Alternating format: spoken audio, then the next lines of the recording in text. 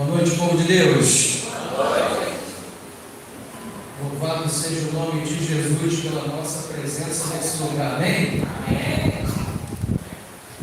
Tema de hoje: a verdade sobre a morte. E antes da gente começar de fato, eu quero agradecer a Deus, porque eu estou aqui com vocês hoje e era possível que eu nem estivesse. Porque na terça-feira dessa semana, algumas pessoas sabem, eu caí da laje e voei lá na varanda lá de casa, com telha e tudo que tem direito. E aí deu algumas coisinhas aí, vocês podem ver. Mas diante do que poderia ter acontecido, porque quando você cai sobre um monte de telha, uma daquelas telhas poderia ter cortado uma artéria minha, sim ou não? Sim, com sim ou não? certeza, a barriga. Eu estaria morto agora, porque eu estava sozinho em casa, minha esposa chegou lá umas 7 horas da noite e eu ia ter sangrado até a morte. Poderia ter entrado uma telha daquela em algum lugar, sim ou não? Sim. Poderia ter batido a cabeça? Sim ou não? E está morto agora, sim ou não? Sim. Mas pasmem, eu não sofri quase nada. Não bati a cabeça, não bati coluna, não quebrei, não fraturei nem o osso, que eu já tenho fraturado, então está tudo quebrado, eu tenho tudo quebrado. O lado ruim é esse aqui e eu caí para esse aqui. Se cai para esse,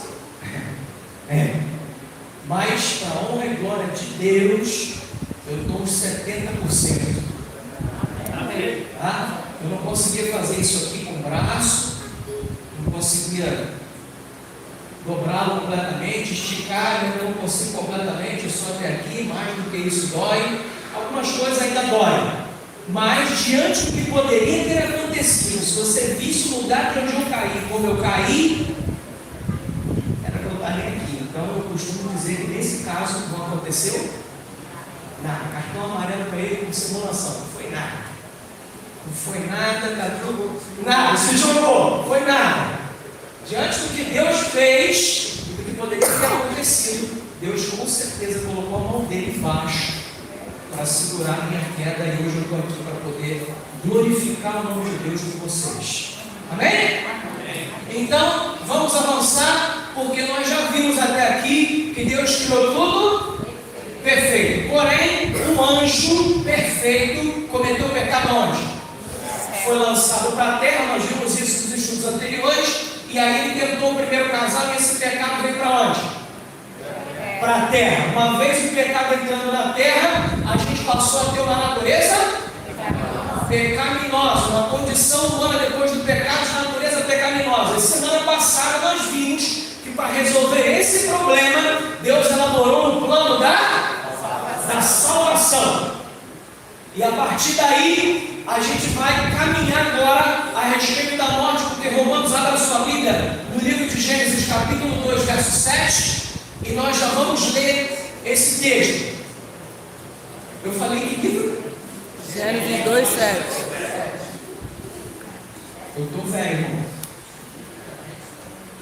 Eu achei que tinha falado Romanos, cara. Eu falei Romanos, tem coisa errada isso. Mas é Gênesis mesmo, tá? É Gênesis, capítulo 2, versículo 7. Deve ser. Pode ser um princípio, quem sabe? Gênesis, capítulo 2, verso 7. Todos acharam? Curva a sua cabeça, fecha os teus olhos. E nós vamos pedir a orientação do Espírito Santo para a leitura da palavra de Deus. Senhor nosso Deus, louvado seja o teu nome, porque até aqui o Senhor tem nos ajudado. Amém, Senhor. Obrigada, Pai. Queremos te agradecer por todas as maravilhas que o Senhor tem feito na nossa vida, pelos livramentos que o Senhor tem nos concedido, pelas bênçãos que constantemente o Senhor derrama na nossa vida. Estamos agora, Senhor, diante do estudo da Tua palavra está aberta diante de nós e precisamos do poder do Espírito Santo para compreendê-la. Unja-nos, Senhor, para falarmos e ouvirmos da Tua palavra, de maneira que o Teu Espírito influencie a nossa vida, para que compreendamos a Tua palavra e saímos daqui com a certeza de que encontramos Cristo Jesus e que recebemos do Senhor a salvação de Jesus Cristo. Fica conosco. Abençoa cada um que entrou nesse lugar. Cada família nossa aqui representada por nós, receba agora o toque do Espírito Santo, receba uma bênção especial nesse momento, receba a visita do Espírito Santo, para que eles entendam que o Senhor também está preocupado com isso. Que o Senhor cresça e nós diminuamos. Por favor. Nós pedimos tudo isso em nome de Jesus. Amém. Amém. Deixa a tua Bíblia aberta em Gênesis capítulo 2, porque Romanos vai dar uma introdução para nós, 5:12, nós já lemos esse texto aqui em estudos passados, que diz: portanto, assim como por um só homem entrou o quê? O pecado O pecado no mundo, e pelo pecado assim a morte passou a quantos? Todos os homens, porque todos pecaram. Então, a partir do momento que Adão e Eva cometeram o primeiro pecado, a morte passou a ser uma realidade para toda a humanidade que viesse depois deles. Certo? E aí, dentro desta ideia de morte, a gente tem uma série de indagações, uma série de dúvidas, uma série de coisas que por várias questões nos afligem e causa muitas vezes confusão dentro e fora da igreja, essa temática de morte, de alma, de espírito, que vagueia, que vai para lá, que vai para cá, e que a gente não sabe para onde vai, se vai para a glória, se vai para o centro de Abraão, se vai para o purgatório, se renasce, se reencarna, se encarna, se vai para uma jornada, se é um sono. Tanta gente fala tanta coisa, mas a Bíblia tem um posicionamento sobre isso, amém, irmãos? E é esse posicionamento que nós vamos usar hoje para responder a essas questões aqui dentro do contexto bíblico e sair daqui com a certeza de que a gente entendeu. E dentro disso também surge uma outra coisa. Dá para conectar um telefone lá e fazer uma ligação no morto? Dá para falar com ele? Mas muita gente diz que viu, que falou, que conversou, sim ou não? Sim, e a Bíblia tem um posicionamento sobre isso, e a gente vai tentar responder isso. Gênesis capítulo 2, versículo 7, a minha tradução diz assim: então formou o Senhor Deus ao homem de onde? Beleza, e lhe soprou nas narinas o quê? E o homem passou a ser. Então Deus pegou alguns elementos para formar o homem: pó da terra e o que mais? Fôlego de vida. E aí ele pegou esse pó da terra e esse fôlego de vida, e a junção dessas duas coisas gerou uma terceira coisa, que é uma alma vivente. Beleza? Então vamos entender o que é esse fôlego e o que é essa alma vivente. Amém? Amém. Então vamos lá. Eu, de antemão, não falo grego e nem hebraico, ok? Então vai ser português-hebraico e português-grego, tá? Daquilo que a gente, até porque o dicionário bíblico e os comentários bíblicos não tem como se fala, só tem o que está escrito. E aí a gente pega o que está escrito e tenta falar do nosso jeito. É assim que funciona. Mas vamos lá. Fôlego, do hebraico, neshama, e do grego, pneuma. Você já ouviu falar em pneumonia? Pneumologista? Essas coisas são relacionadas ao quê? Oi? A doenças respiratórias. Tem a ver com ar, tem a ver com respiração, com pulmão, certo? Que é o principal órgão que faz a hematose, que é a troca gasosa. Lá ele substitui oxigênio por gás carbono por oxigênio, faz essa troca e ali a gente respira através disso. Pega um, elimina o outro e é assim que a respiração acontece. O nome disso chama-se hematose. É a troca gasosa que acontece nos pulmões. Então daqui nós temos a palavra pneumonia e também a palavra pneu. O que tem dentro do pneu? Oi? Certo? Então já ajuda a gente a entender. E o outro, pinoê, que também é uma palavra grega para folha. E a tradução disso o que é? Sopro, vento, o que mais? E essa aqui? Disposição mental. Disposição mental. E a última? Espírito. Então todas essas coisas aqui é a tradução de Neshama, de fôlego.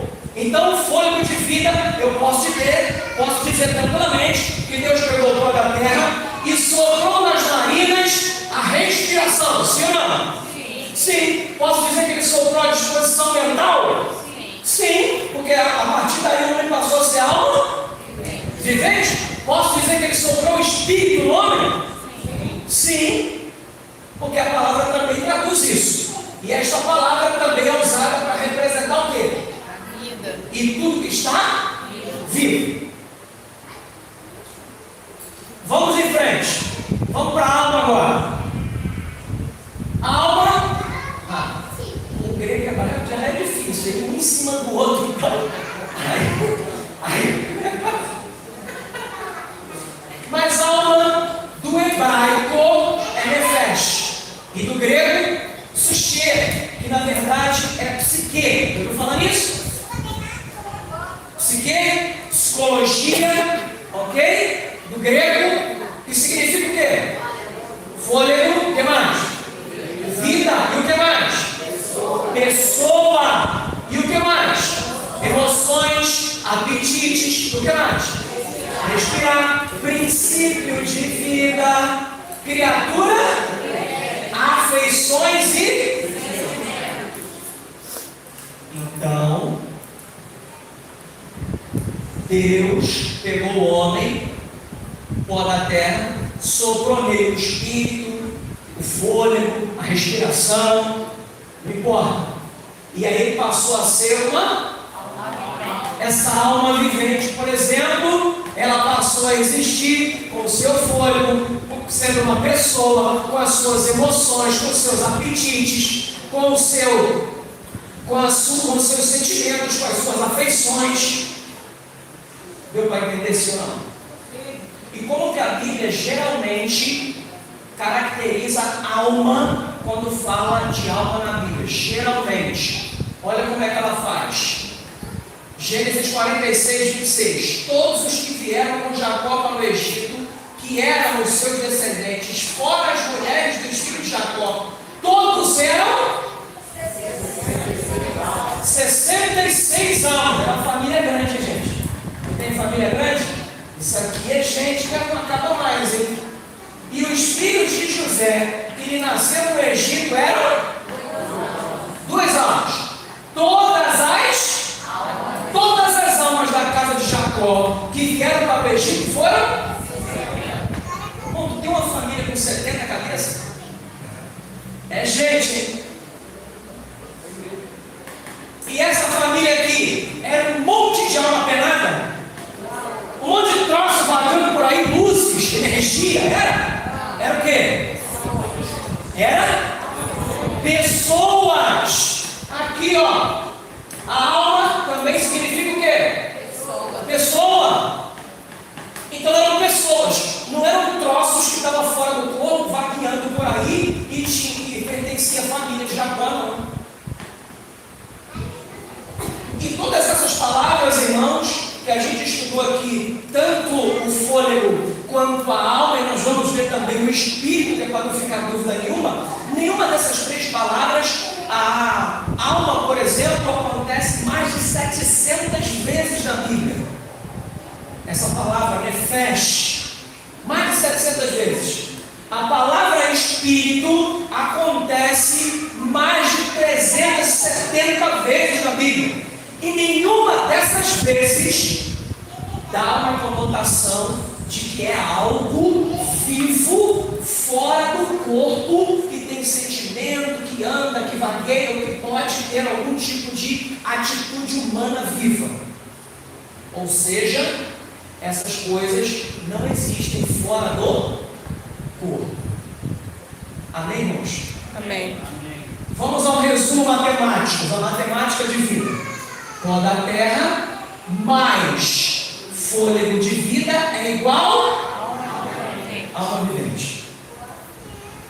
Então, a partir disso, se eu tirar algum desses elementos, eu fizer um processo contrário da formação da vida, eu vou ter o quê? A morte, sim ou não?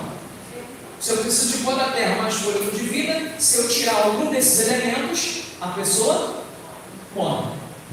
Energia elétrica mais a lâmpada dá o quê? Dá luz. Mas a energia elétrica tem sentimento, fala, anda, tu vê energia elétrica por aí, tu ora por ela vem falar contigo?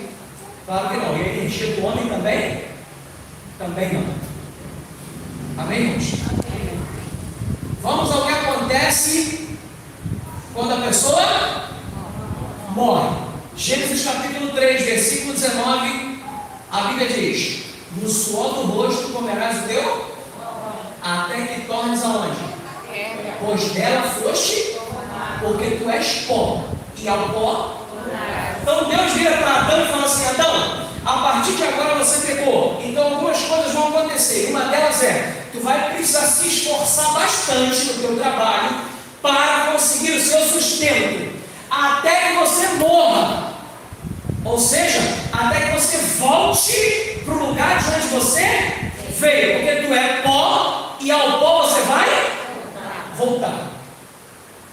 Então Deus já está alertando Adão de que ele vai voltar para o mesmo lugar de onde ele saiu, da terra, do pó. Mas outros textos vão nos ajudar a entender essa ideia. E eles são Eclesiastes 3:20, 12, verso 7, e depois o Salmo 146, verso 4. E a Bíblia diz aqui, ó, Eclesiastes 3:20: todos vão para o mesmo lugar.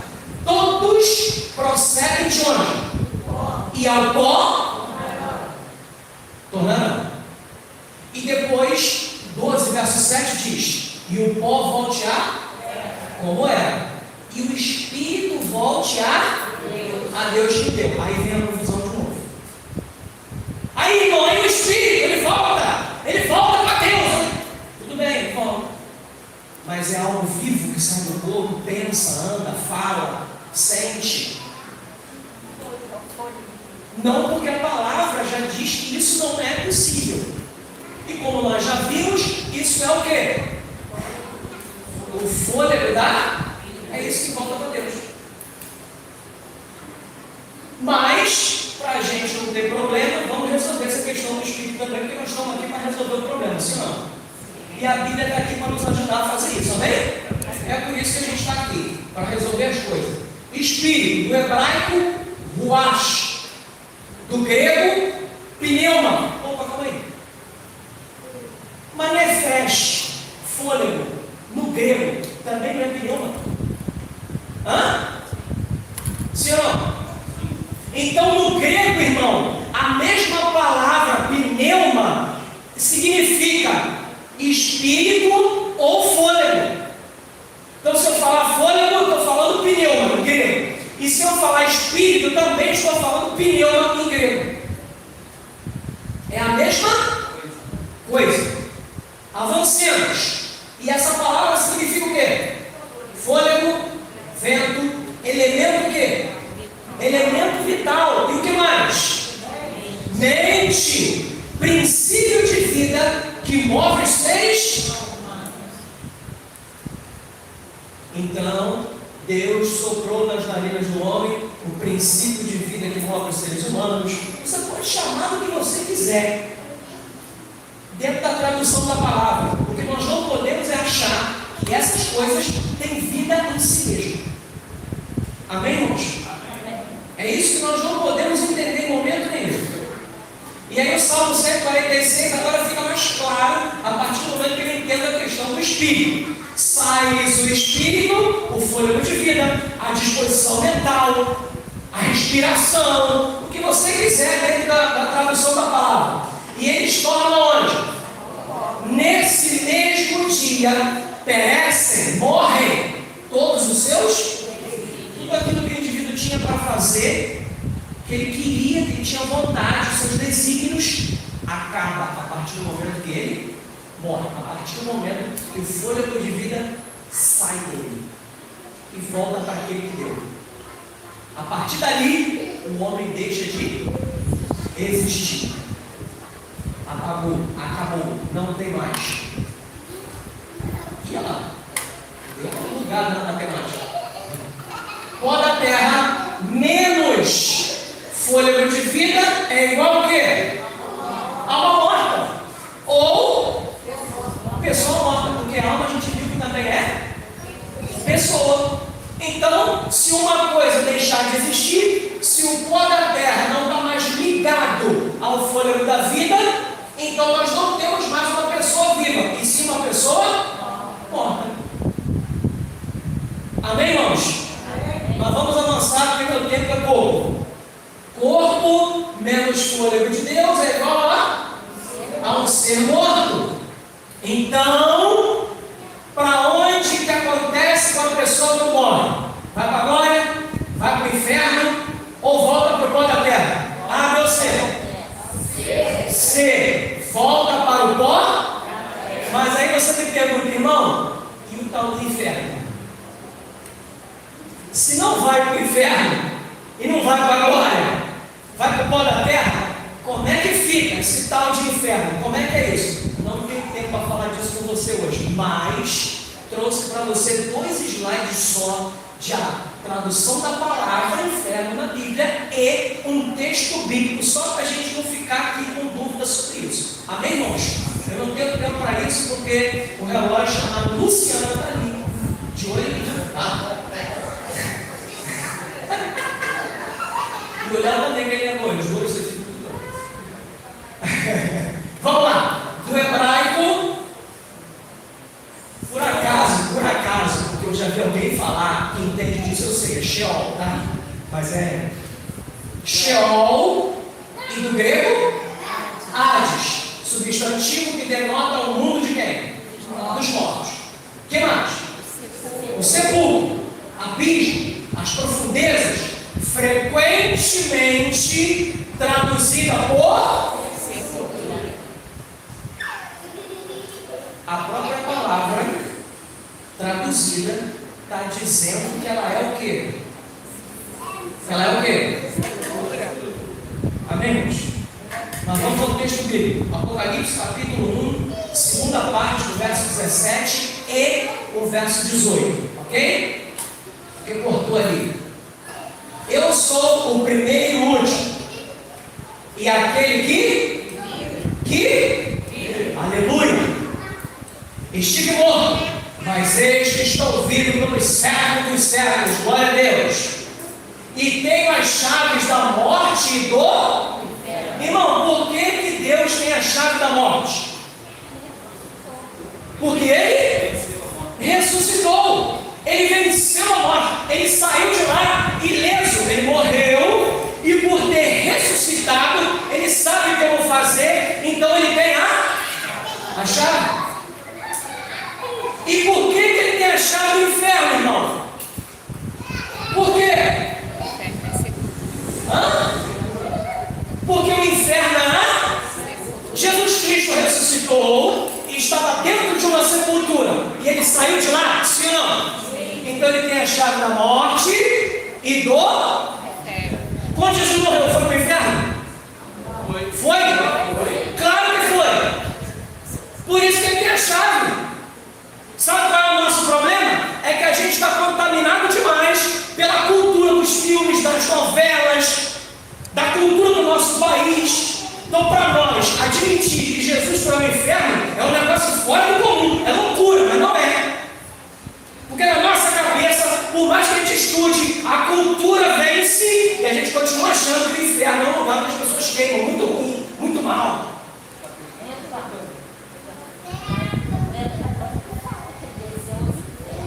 Sim, o credo católico fala que desceu o inferno, mas o inferno que eles acham que é esse que a gente está falando. Porque esse que a gente está falando é qual? A sepultura, irmão. Então, liberte-se da cultura, do filme Ghost, da novela Viagem, do filme da Múmia e por aí vai. Dessas novelas da Globo e tudo mais, que fica mostrando gente que sai do corpo, experiência de quase morte, gente que volta para falar com não sei quem. Larga esse negócio não, irmão, em nome de Jesus, e creia na Bíblia. Bíblia, porque a Bíblia está dizendo que o inferno é sepultura. Então, sem bobeira de cultura, todos nós, quando morrermos, vamos para onde? Vamos para o inferno. O dicionário também fala. Ponto. O dicionário também. Ainda que não seja bíblico, esse aqui eu tirei do dicionário bíblico, mas o dicionário comum também caracteriza o inferno como sepultura. Então, em nome de Jesus, saiamos das conversas fiadas de cultura, de novela, de televisão, de Globo, de mais não sei o quê, e vamos para a palavra de Deus. Quando nós morrermos, se morrermos,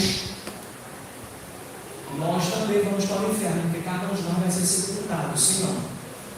Sim, e fica tranquilo, porque Jesus Cristo tem a chave da morte e do inferno.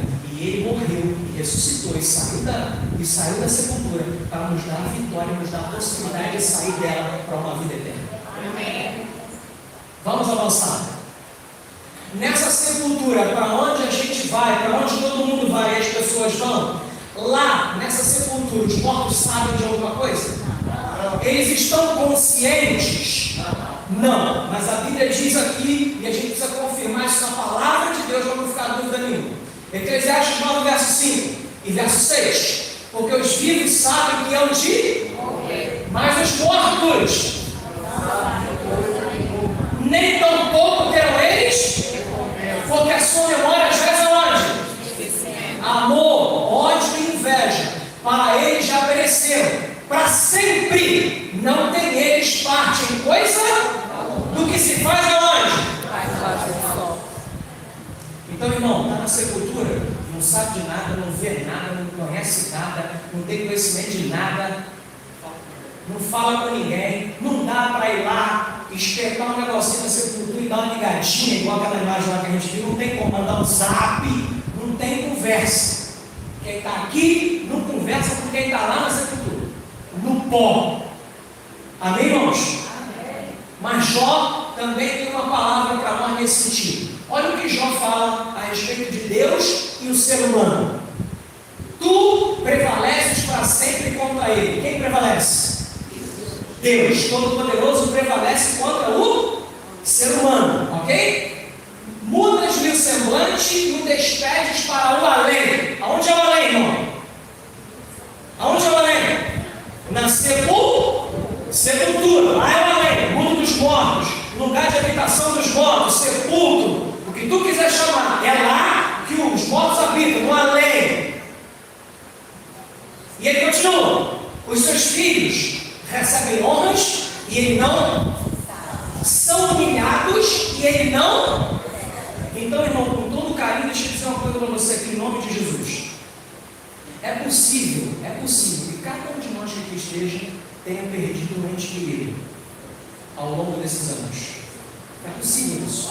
Principalmente tendo pouco tempo que passamos por uma pandemia, onde muitas e muitas pessoas morreram, muitos entes queridos nossos morreram. Essa quarta-feira agora morreu um tio meu, irmão da minha mãe. Estava em casa, a mulher foi acordada e não acordou. Morreu. 70 anos mais ou menos. Morreu. É possível que alguns de nós tenham perdido ente querido, porém, em nome de Jesus, com muito carinho, Ele não está vendo o que você está fazendo. Ele não sabe se você está sofrendo, se você fez faculdade, se você virou uma pessoa fantástica ou não, se você tem sucesso ou não tem. Ele não está participando dessas coisas. Não tem conhecimento disso. Então, se o que você estiver fazendo, se for de bom, continue fazendo. Mas porque você precisa ser bom, porque Deus gosta que você seja bom e Ele quer levar você para o céu. Seja bom porque as pessoas precisam da sua bondade. Seja bom porque é bom para você e para a sua família. Não porque tem alguém olhando para você e orgulhoso do que você está fazendo, porque não tem. Porque quem morreu não sabe, não vê, e aí os seus filhos são humilhados e ele não percebe, recebe honra e ele não sabe. Você pode ser honrado, ele não sabe. Você pode ser humilhado, ele também não sabe. Amém, irmãos? O que a gente precisa fazer é se fortalecer em Cristo Jesus, para que na manhã da ressurreição a gente encontre os nossos entes queridos e suba para morar com Jesus Cristo para toda a eternidade e com os nossos entes queridos também. Amém? Vamos avançar.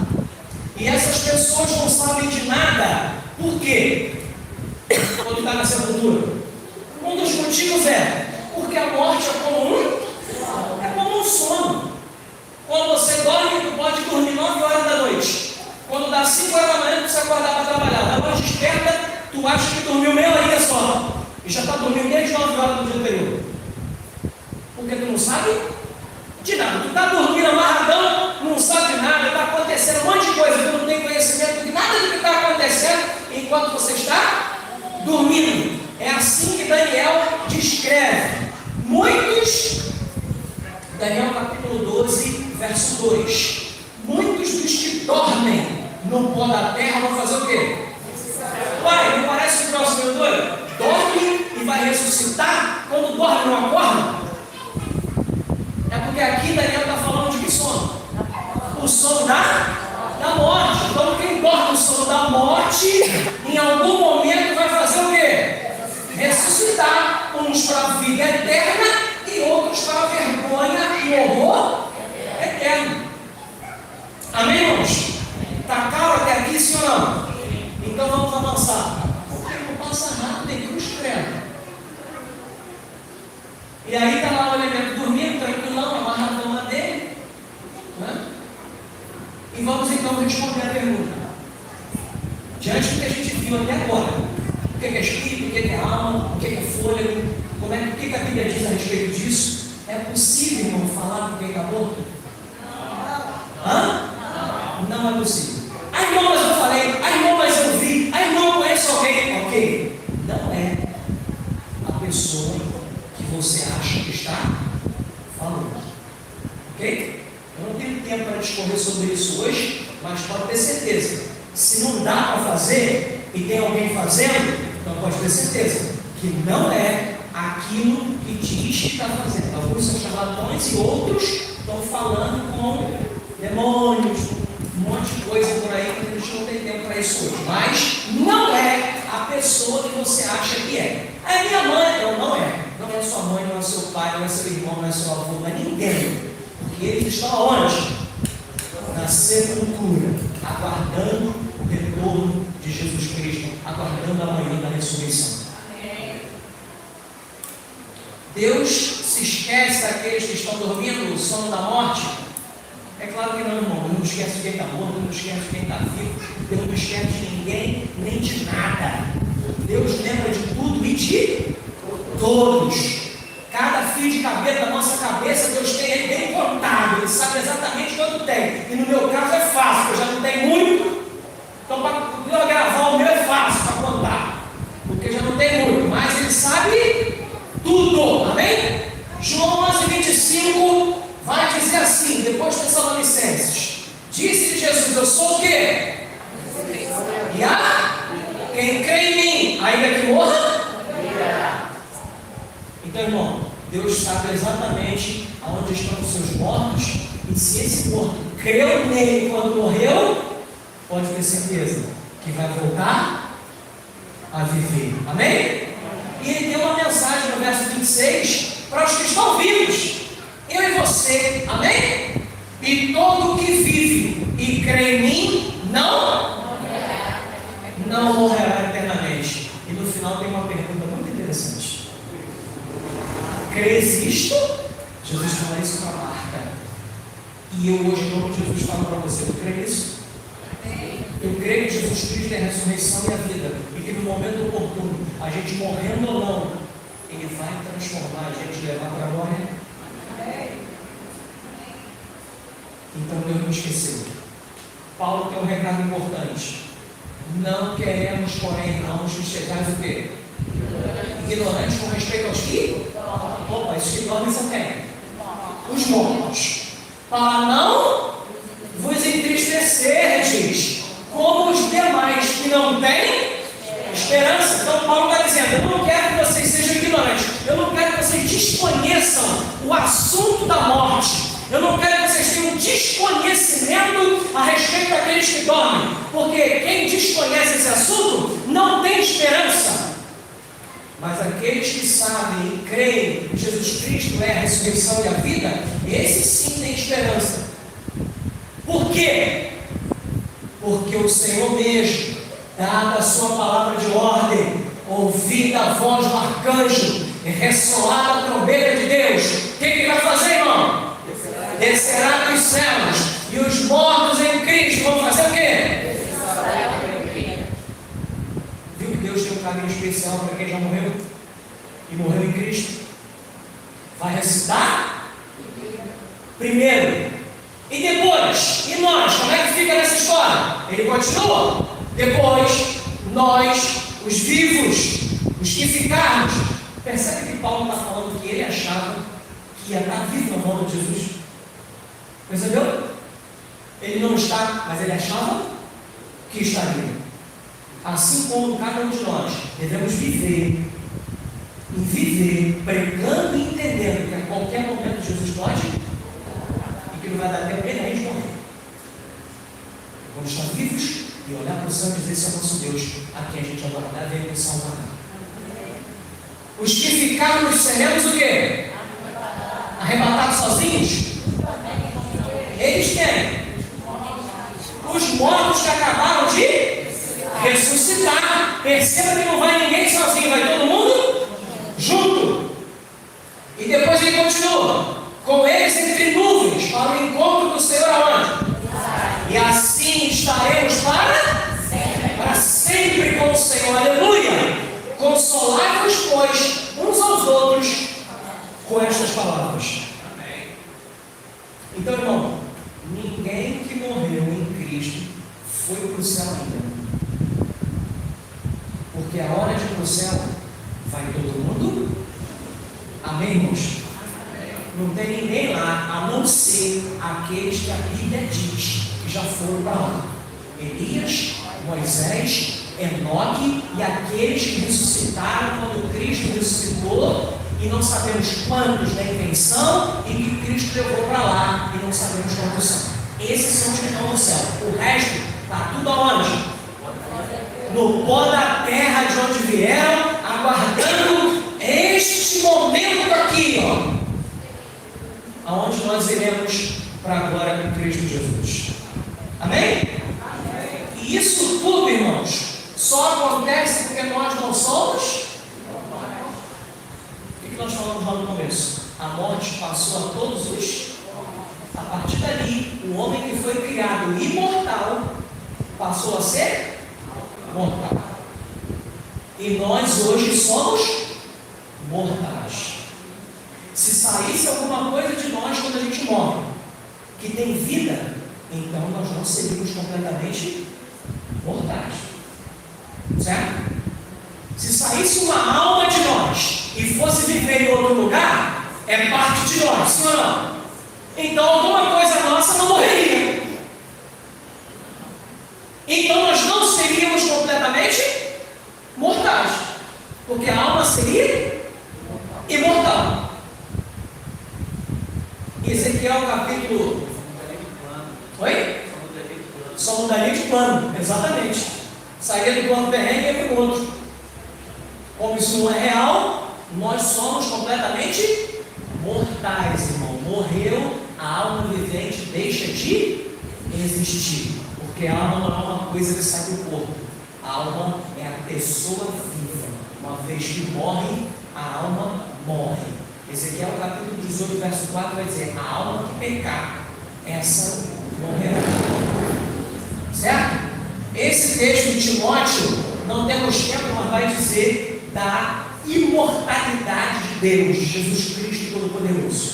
E esse outro aqui é uma coisa linda que Paulo deixou para nós a respeito da morte, e eu quero ler com você a respeito da mortalidade do ser humano e da imortalidade. Paulo diz: eis que vos digo um mistério, nem todos, mas transformados seremos? Num momento, num abrir e fechar de olhos, ao ressoar do quê? A trombeta soará, e os mortos farão o quê? Incorruptíveis, e nós seremos o quê? E ele continua e completa: e quando este corpo corruptível se revestir de incorruptibilidade, e o que é mortal se revestir de imortalidade, então se cumprirá a palavra que está escrita: tragada foi a morte pela vitória. Aleluia. Então, irmão, nós somos imortais, sim ou não? Nós somos mortais, sim ou não? Sim, somos mortais. Mas Paulo diz que quando a última trombeta soar, nós seremos revestidos de imortalidade. E quando isso acontecer, quando apontar a nuvem do céu com poder e grande glória, então vai se cumprir a palavra que está escrita: tragada foi a morte pela vitória de Cristo Jesus na cruz. E esse Jesus Cristo tem a chave da morte do inferno.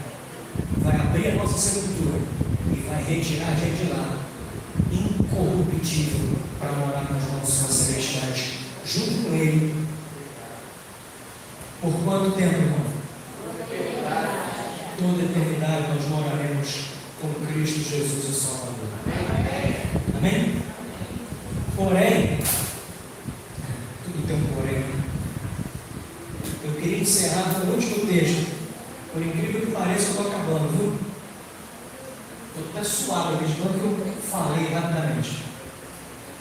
Mas nós precisamos ainda entender algumas coisas importantes a respeito desse tema, que é, na verdade, o que eu quero que você entenda de tudo que nós estudamos até agora. O que eu quero que você entenda? Vem agora. É isso que eu quero que você entenda. Eclesiastes capítulo 9, versículo 10. E eu quero encerrar com esse texto, fazer um apelo ao teu coração e a gente cantar, orar e ir para casa em nome de Jesus com esse tema resolvido. Amém? Tudo quanto te vier a mão para fazer, faze-o conforme as tuas, porque no além, onde é o além, irmão? A sepultura. Para onde tu vais, não há obra, nem projetos, nem conhecimento e nem sabedoria alguma. Esse texto, irmãos, ele tem um contexto que é o seguinte: Salomão está dizendo que nós precisamos fazer tudo que a gente precisa fazer da melhor maneira. Tudo que tiver a mão para fazer, faz conforme as tuas. Ele está dizendo: dê o seu melhor. E aí depois ele dá um senso de urgência para isso que ele está falando. Faz o seu melhor, mas faz agora. Por quê? Porque no além para onde tu vai, depois que tu morrer, não dá para fazer mais nada. Então, irmão, o que eu quero que você entenda nessa noite em nome de Jesus? Primeiro, que nós não podemos ser ignorantes a respeito dos que dormem, para a gente não perder as esperanças. Então, eu já dei estudos para pessoas sobre esse tema que achavam. Uma senhora, por exemplo, lá em Minas Gerais, quando eu fui fazer missão global lá, numa cidade que eu tinha presença adventista, nós encontramos uma senhora de uma determinada igreja e fomos dar estudo para ela. E quando chegou no estudo da morte, ela, estudando, começou a chorar e começou a contar para nós o que estava acontecendo. E ela disse que ela estava chorando porque ela achava, durante não sei quantos anos, que o filho mais moço dela tinha morrido jovem, com 16 anos, adolescente, tinha morrido, e ele tinha se embranhado com coisas ruins, com drogas e tal. E na concepção dela de cristã, o filho dela estava salvo ou perdido? Perdido. E na concepção dela do entendimento da morte, ele estava onde? No inferno cultural, queimando e sofrendo lá junto com Satanás, certo? Quando ela descobriu que o filho dela não estava queimando em lugar nenhum, que ele poderia até não estar salvo, porque a gente não sabe. No último momento de vida ele poderia ter aceitado a Cristo, você não. O ladrão na cruz se salvou no último momento da vida. Eu não estou aqui para julgar quem vai ser salvo ou se perder, não se perder. Mas, ainda que ele não estivesse perdido, ou não estivesse salvo, uma coisa era certa: queimando no inferno, no lago de fogo, junto com Satanás, ele não está. E isso trouxe esperança para essa senhora. Por isso que Paulo fala que a gente não pode ser ignorante a esse respeito. Porque se não tiver a nossa esperança, imagina uma mãe vivendo anos pensando que o seu filho está nas mãos do capeta, sofrendo lá no fogo. Como é que fica o estado mental dessa mãe? Fala para mim. Ela era uma senhora triste, com depressão, não queria muita coisa, mal ia à igreja domingo, à noite. Mas a palavra de Deus chegou no coração dela e trouxe esperança e libertou ela desse conhecimento equivocado. E conhecereis a verdade. Não é verdade? Então, irmão, não tem ninguém queimando. E isso, para muita gente, é libertador. Traz esperança. Essa é uma coisa que eu quero que você entenda. E uma segunda e mais importante, o senso de urgência. Nós sabemos o dia da nossa morte? Não. Terça-feira eu caí. E poderia estar? Corta uma artéria, irmão. Já era. Vai sangrar até? É igual a bica. Já viu uma artéria sangrando? É igual a mangueira, sem freio. Vai jorrando e minando todo o sangue que você tem no corpo. E você morre. Eu poderia estar? Mas Deus ainda tem um plano na minha vida e me preservou com vida, porque Ele ainda tem alguma coisa para fazer na minha vida. E você está aqui hoje com vida, porque Deus tem um plano na tua vida e tem alguma coisa para fazer na tua vida. Alguma coisa para te ensinar. Alguma coisa você precisa fazer. Porém, nós não sabemos quanto tempo temos de vida, sabemos? E por não sabermos isso, no nome de Jesus, nós precisamos tomar uma decisão ao lado de Jesus. Nós precisamos fazer o que tem que ser feito, e tem que ser feito quando? Hoje. Agora, aqui, aonde a gente está, nesse momento. Tem que voltar para Jesus no salto da igreja. Tem que fazer isso quando? Agora. Tem que tomar a decisão de se batizar. Tem que fazer isso quando? Agora. Tem que aceitar Jesus. Tem que fazer quando? Tem que se consertar com Deus por alguma coisa que você acha que precisa na tua vida ser acertada com Cristo. Tem que fazer isso quando? Agora, porque no além, para onde tu vai, não dá para fazer. Essa vida aqui é a única chance que nós temos de salvar a nossa vida. É a única chance que temos de ir morar num lugar perfeito. É a única chance que temos de não morrer eternamente. Então, em nome de Jesus, não fique adiando as coisas que têm que ser feitas. Não fica adiando decisão que tem que ser tomada. Não fica brincando com a salvação. Porque, como dizia Dona Olga, minha mãe, para morrer, basta Está vivo. E aí você pode chamar isso do que você quiser. Muita gente fala, irmão está pregando morte, irmão sensacionalista, irmão mensageiro do Apocalipse. Você pode chamar o que você quiser. Porque eu não estou preocupado com essas nomenclaturas que eu vou receber. Eu estou preocupado se você vai ou não tomar a decisão de se salvar. Porque senão tem razão da gente fazer o que a gente está fazendo aqui? Não tem razão que a gente faz o que faz.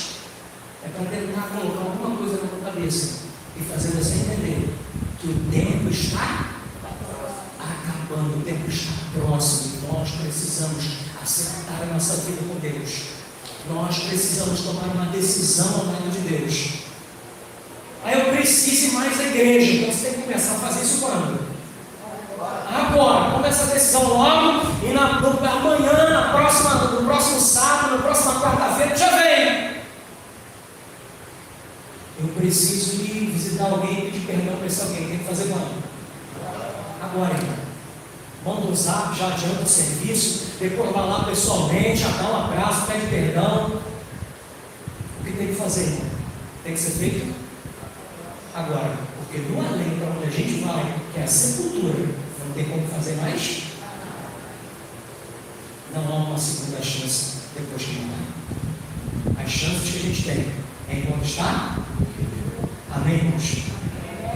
Então hoje, eu quero fazer um apelo especial para você.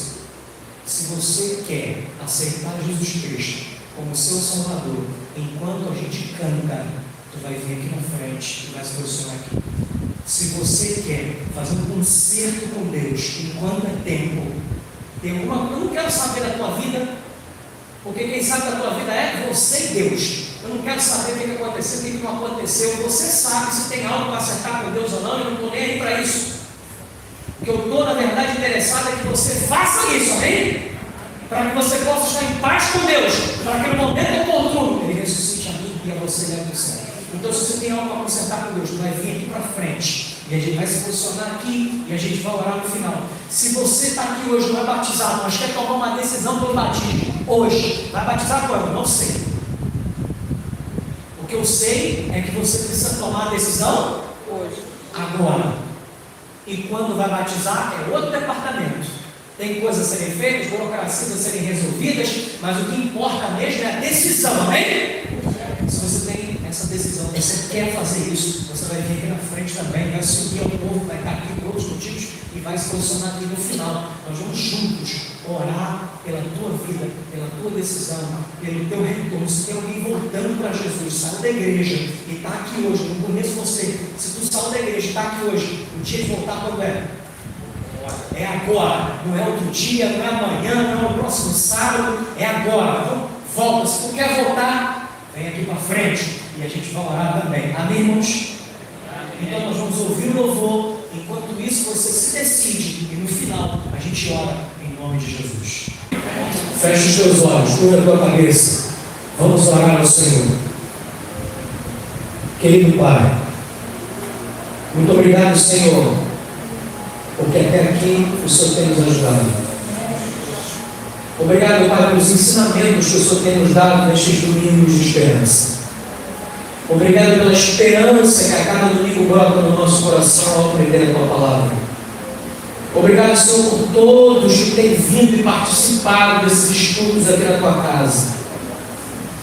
Nessa noite, Senhor, nós entendemos que o tempo está próximo e que nós precisamos fortalecer a nossa vida com Cristo, acertar as nossas dívidas com Cristo e com o próximo, ajustar a nossa vida, se decidir através do batismo e agarrar firme nas mãos de Cristo Jesus, porque quem morrer em Cristo viverá. Amém.